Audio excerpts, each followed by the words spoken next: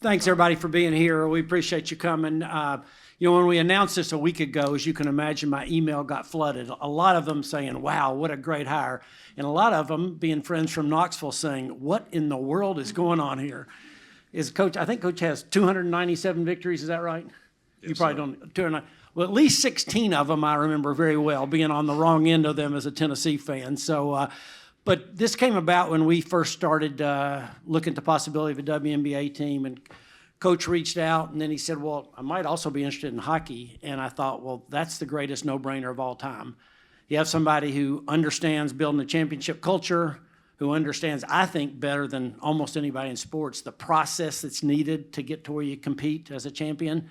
And somebody who just like I do, loves sports and loved the idea of being involved. And he's obviously a fan of Nashville as well, since he has some investment here in the car business. And when he decided to add on to that and join the sports business, I thought that's a great day for Nashville. So, Coach, welcome. We're thrilled to have you with us, and I'll turn it over to you. Well, thank you, Bill. I appreciate it. And, this is a great opportunity for us because one of the biggest fears that I had in retiring was I'd been a part of a team since I was 9 years old. And when I retired, I was no longer a part of a team. And when Mr. Haslam gave us the opportunity to be a part of this team, which I've always been interested in hockey. It goes back to 10 years at Michigan State when they had tremendous hockey teams, won national championships. I was really good friends with the coach there. We shared ideas.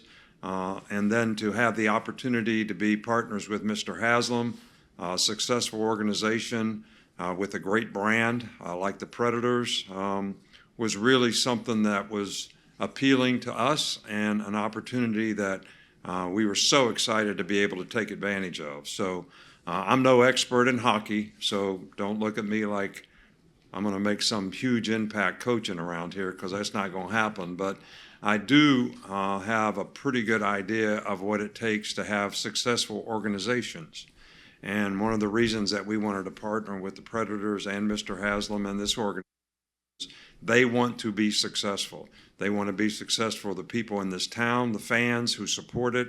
We came to a game several years ago when we were in the playoffs here and playing the Pittsburgh team, and I got killed for wearing Predator stuff because I grew up in West Virginia, and they're all Pittsburgh fans and everything.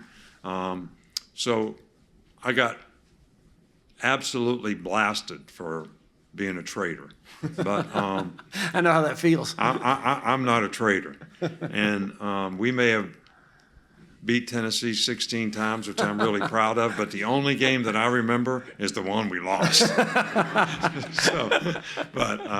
Anyway, we're happy to be here. We're excited to be here. Dream Sport is something that we created because we wanted to get involved in sports organizations. So my partner and I, Joe Agresti, decided that we would make this entity, and absolutely excited about because we are connected to this town with the businesses that we have. We think this is a great, Nashville is a great growing city in the right part of the country for us, and to be a part of the hockey team here is something special, and we'd love to build it into a championship. So we'd love to partner with Mr. Haslam on anything that we can do to help this organization be successful.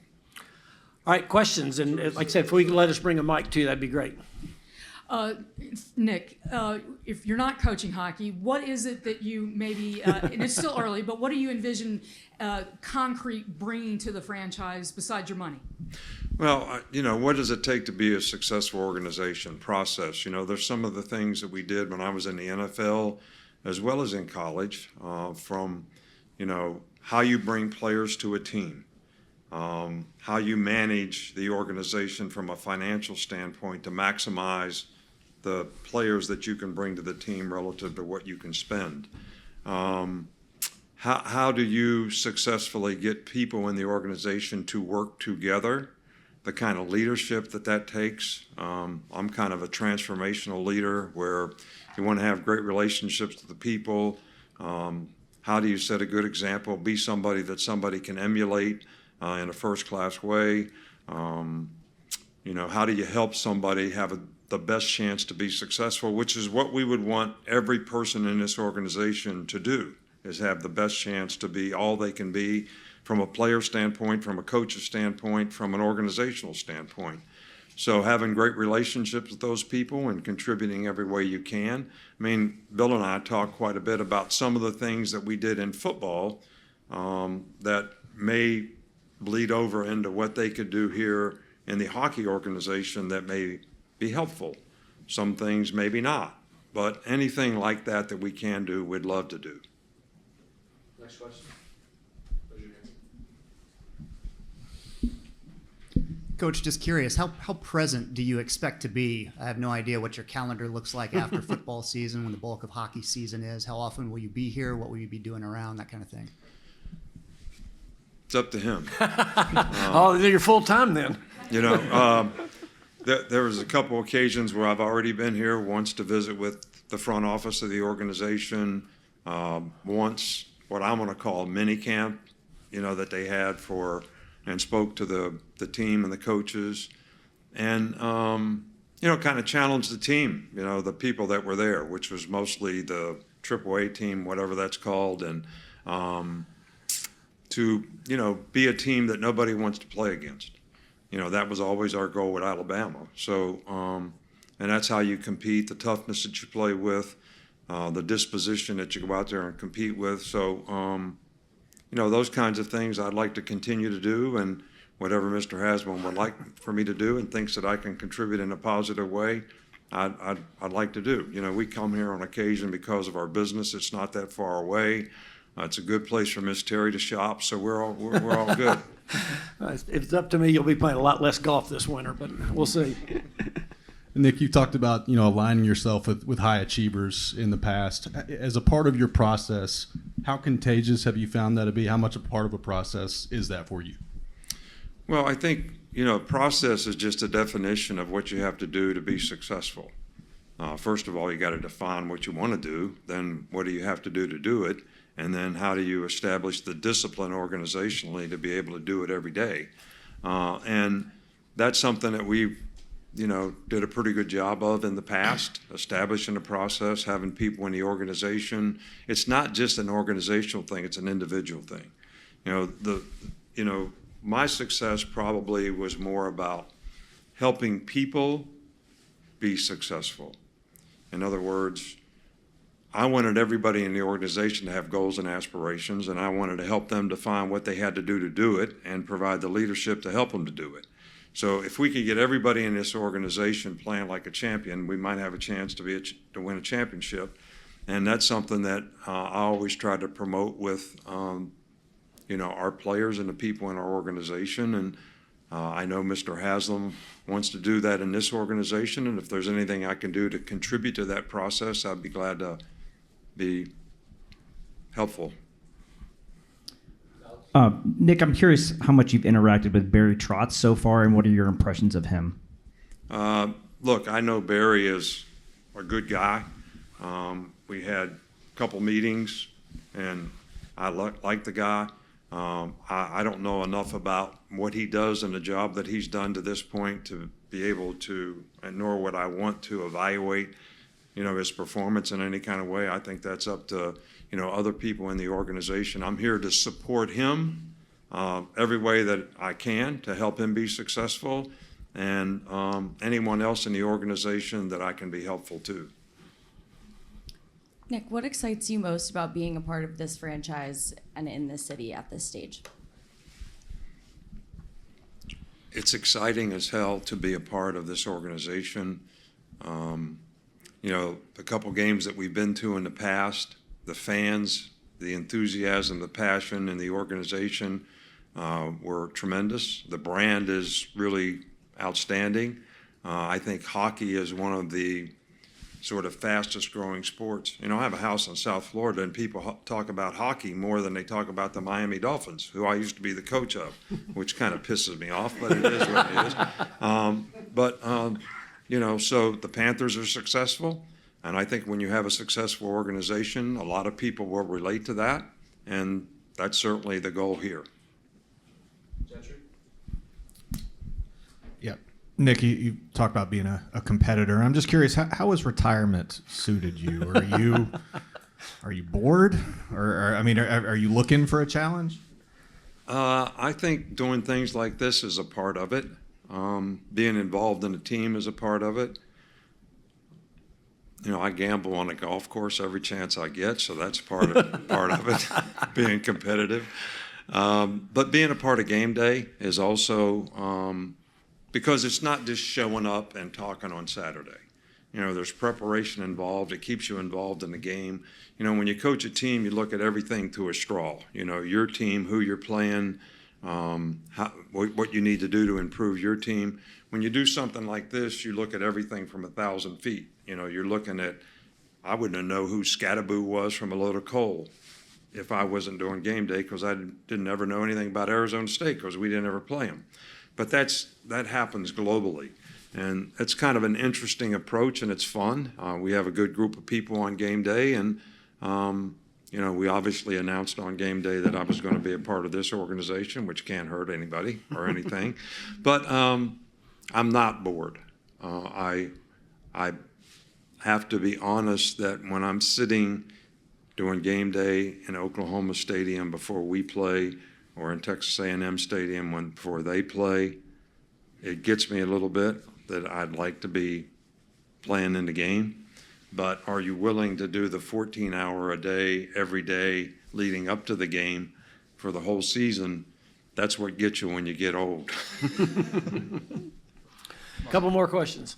Nick, you mentioned wanting to be a part of a team and kind of the leadership advice that you can bring. Are you also expecting a return on this investment, just given how NHL teams have risen in value over the last few decades? Well, I hope so.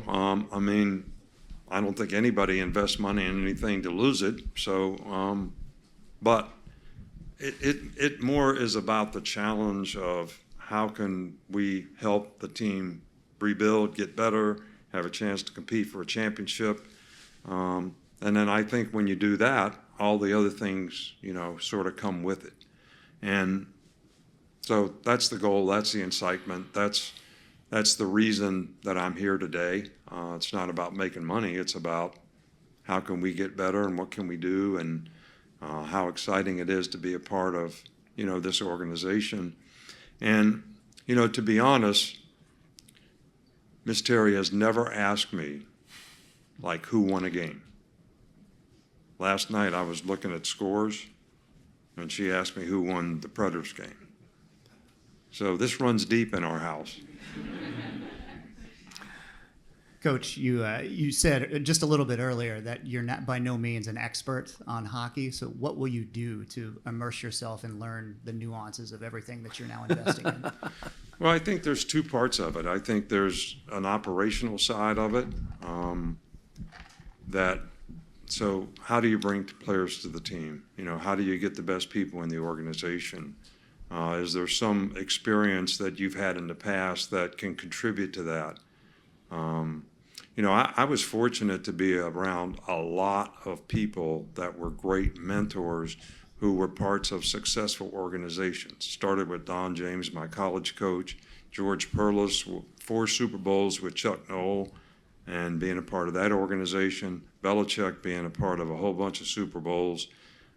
So what it takes to be successful is really pretty much the same in business as it is in sports, as it is in hockey, as it is in football, in terms of how do you build an organization that has the best chance to be successful. And it's not about, how you change lines or set lines or whatever you do. When the game starts, that's up to the coach, which I'm not qualified to be a coach in hockey. And I am qualified to support the coach and help him provide the leadership to help his players maybe develop the kind of psychological disposition, competitive character to go out and play and be more successful because of it, which is what pro players want to do. Everybody always said, did you hate coaching in the NFL? I say, hell no, I loved it. I said the motivation of the players was different. They wanted to have a longer career, they wanted to make more money, but they still had a passion to do that. In college, players were trying to create value for their future so they would have the opportunity to do that. So what's the difference? Everybody wants to be good. How can you help them be good? And how good do you want to be? And I think I wanted to be a part of this organization because I feel like we want to be good. Off of what Chris said, Coach, about being immersed in the hockey team, please tell us you know how to skate. And if not, will we see you on the ice at some point? Well, you know where I came from? A coal mining town in West Virginia. We didn't have any ice. We didn't have any ice skates. And there was nobody playing hockey within a 100-mile radius. So, no, I have skated. I can't say I'm a skater. So I don't know if you'll see me on the ice or not. That was not a prerequisite for the deal. Any others? Last one.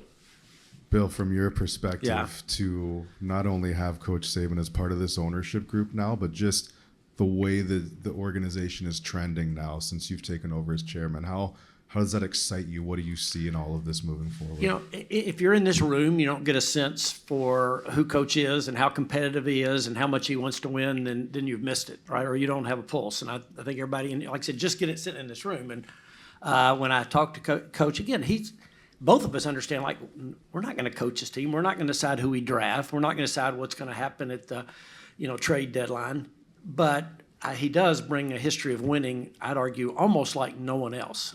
And I love it that he wants to be involved here. So it's just real. Listen, this weekend was a great weekend, right? We won Saturday night, Sunday night. Titans won Sunday afternoon. It was a great Nashville sports weekend. And I left thinking, we had huge crowds both nights, and we're playing 500 hockey, and we're packing the arena out. It's really a great atmosphere. I thought, these folks deserve a great team.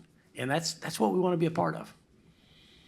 To that point, Bill brings up a good point. I'm not going to decide who we pick in the draft.